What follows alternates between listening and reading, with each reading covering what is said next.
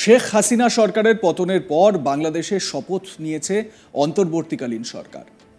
নোবেলজয়ী doctor ইউনূসের নেতৃত্বে এই সরকার বর্তমানে দেশে শাসকের ভূমিকায় রয়েছে।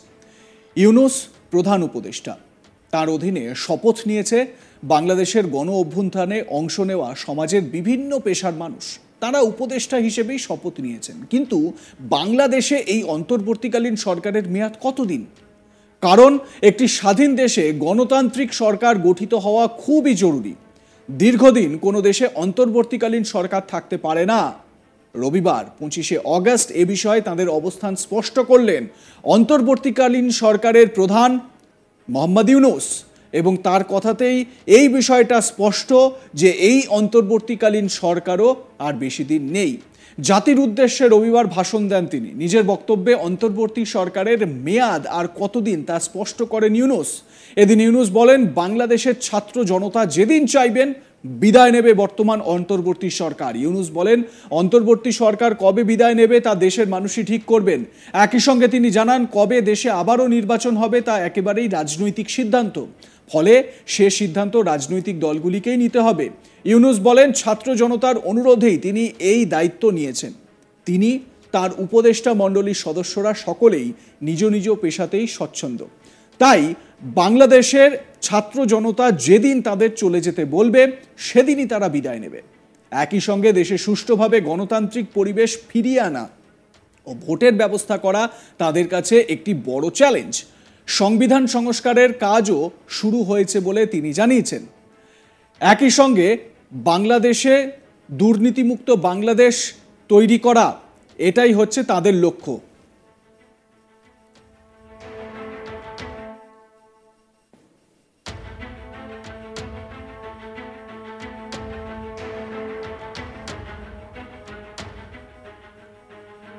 ডক্টর ইউনূস এটাও বলছেন যে বাংলাদেশকে নতুনভাবে তৈরি করবেন। নতুনভাবে তৈরি করতে গেলে যা যা করা দরকার অন্তর্বর্তী সরকারের সেটাই লক্ষ্য, বলছেন মোহাম্মদ ইউনূস। শুনুন। কখন আমাদের সরকার বিদায় নেবে এটার জবাব আপনাদের হাতে। কখন আপনারা আমাদেরকে বিদায় দেবেন?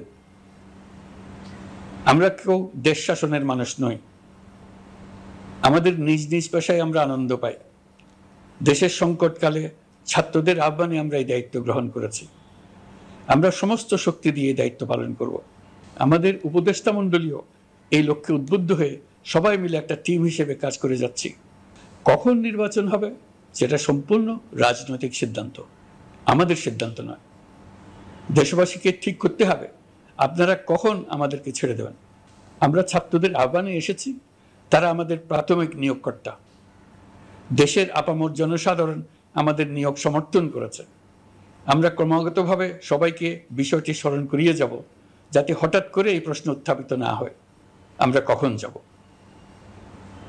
তারা যখনই বলবে আমরা চলে যাব। আমরা সংস্কারের অংশ হিসেবে নির্বাচন কমিশনকেও সংস্কার করব। কমিশনকে যে কোনো সময় আদর্শ নির্বাচনের জন্য প্রস্তুত রাখব। আমরা বিভিন্ন সংস্কারের কাজ শুরু করেছি। দেশবাসীকে অনুরোধ করব একটা আলোচনা শুরু করতে। আমরা সর্বনিম্ন কি কি কাজ সম্পূর্ণ করে যাব, কি কি কাজ মোটামুটি করে গেলে হবে। এই আলোচনার মাধ্যমে আমরা একটা দিক নির্দেশনা পেতে পারি। তবে চূড়ান্ত সিদ্ধান্ত রাজনৈতিক সিদ্ধান্ত, সেটা রাজনৈতিক আলোচনা থেকেই আসবে। এই দিক নির্দেশনা না পেলে আমরা দাতা সরকার এবং আন্তর্জাতিক অর্থনৈতিক প্রতিষ্ঠানসমূহের সঙ্গে আলোচনায় দৃঢ়তার সঙ্গে অগ্রসর হতে পারছি না। আমি নিশ্চয়তা দিচ্ছি, আমরা আমাদের পক্ষ থেকে মেয়াদ বৃদ্ধির কোনো প্রশ্ন তুলব না। আমরা আপনাদের সকলের দোয়া চাই। যেই কদিন আছি সেই সময়টুকু উপদেষ্টা মণ্ডলীর প্রত্যেকে নিজ নিজ সাধ্যমতো দেশের এই সংকটকালে সংকট উত্তরণে যেন নিজ নিজ মেধা সাধ্যমতো কাজে লাগাতে পারে। নতুন বাংলাদেশ গড়ার যে সুযোগ ছাত্র জনতার রক্তের বিনিময়ে আমরা অর্জন করলাম, আমরা আমাদের মতানৈক্যের কারণে সেটা যেন হাতছাড়া করে না ফেলে, এটা আমরা নিশ্চিত করতে চাই। এই সুযোগ এবার হারিয়ে ফেললে আমরা জাতি হিসেবে পরাজিত হয়ে যাব। শহীদ, আহত এবং জীবিত ছাত্র জনতার কাছে আমরা প্রতিজ্ঞাবদ্ধ থাকতে চাই। আমরা এই অর্জনকে কিছুতেই হারিয়ে যেতে দেব না। যে সুযোগ তারা আমাদেরকে দিয়েছে তার মাধ্যমে আমাদের দেশকে পৃথিবীর একটি শ্রদ্ধেয়, সকল দিকে দৃষ্টান্ত স্থাপনকারী দেশে পরিণত করতে আমরা শপথ নিয়েছি। বিদেশি অবস্থানরত সকলের কাছে আমার আবেদন, তারা যেন তাদের উপার্জিত অর্থ অফিসিয়াল চ্যানেলে দেশে পাঠান। দেশের অর্থনৈতিক সংকট উত্তরণে এই অর্থ বিশেষভাবে প্রয়োজন। কি কি ব্যবস্থা নিলে তাদের জন্য অফিসিয়াল চ্যানেলে অর্থ পাঠানো সহজ হবে সেটা সম্বন্ধে আমরা তাদের পরামর্শ নেব। সারা দেশ ঘুষের মহাসমুদ্রে নিমজ্জিত। কিভাবে ঘুষ থেকে আমরা মুক্ত হতে পারি তার জন্য আমাদের পরামর্শ দেন। শুধু এই কাজটা নিয়ে অগ্রসর হতে পারলেই আমি মনে করি দেশের জন্য এই সরকার একটা গুরুত্বপূর্ণ অবদান রেখে গেছে বলে স্মরণীয় হয়ে থাকবে। আমি কথা দিচ্ছি, এই ব্যাপারে আমি আমার সর্বশক্তি নিয়োজিত করব। আমাদের দায়িত্ব দেশের সকল মানুষকে একটি পরিবারের বন্ধনে আবদ্ধ করা। পরিবারে মতভেদ থাকবে, বাকবিতণ্ডা হবে, কিন্তু আমরা ভাই বোন, আমরা বাবা মা, আমরা কেউ কারো শত্রু না। কাউকে তার মতের জন্য শত্রু মনে করব না, কাউকে ধর্মের কারণে শত্রু মনে করব না, কাউকে লিঙ্গের কারণে শত্রু মনে করব না। আমরা সবাই সমান, কেউ কারো উপরে, কেউ কারো নিচে না।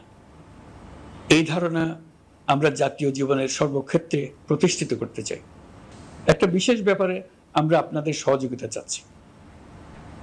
আমাদের দায়িত্ব গ্রহণের পর থেকে প্রতিদিন সচিবালয়ে, আমার অফিসের আশেপাশে, শহরের বিভিন্ন স্থানে সমাবেশ করা হচ্ছে। গত 16 বছরের অনেক দুঃখ কষ্ট আপনাদের জমা আছে, সেটা আমরা বুঝি। আমাদের যদি কাজ করতে না দেন তাহলে এই দুঃখ ঘোচানোর সকল পথ বন্ধ হয়ে যাবে। আপনাদের কাছে একান্ত অনুরোধ, আমাদের কাজ করতে দেন। আপনাদের যা চাওয়া তা লিখিতভাবে আমাদেরকে দিয়ে যান। আমরা আপনাদের বিপক্ষ দল নয়।